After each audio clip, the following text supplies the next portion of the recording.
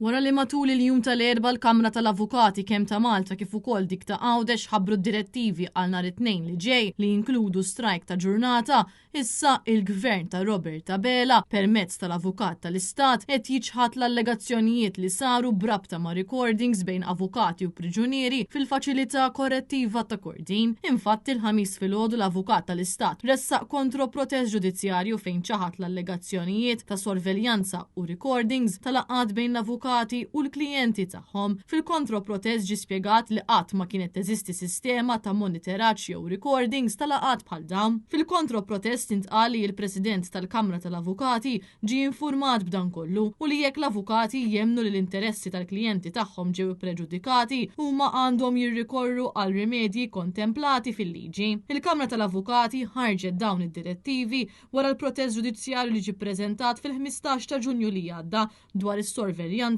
monitoraġġ u recordings ta' konverzazzjonijiet bejn avukati u klijenti fil-faċilità korrettiva ta' Kordin. Il-Kamra tal-Avukati qalet ukoll li din is-sitwazzjoni timmina serjament id-dritt fundamentali tal-privileġġ professjonali bejn l-avukat u l-klijent, intant dawk l-avukati li jkollhom klijent li se jitressaq il-qorti b'mod urġenti brabta ma' każ kriminali, talbiet għal ħelsien mill-arrest jew atti li se jiskadu, xorta jistgħu jagħtu s-servizzi tagħhom nhar it-tnejn li ġej. Imbagħad ftit sigħat wara l-Kamra tal-Avukati f'Għawdex ħabbret li qiset tkun qed tappoġġja lill-Kamra tal-Avukati f'Malta u li se tkun qed issegwi dawn id-direttivi fil-qorti ta' Għawdex.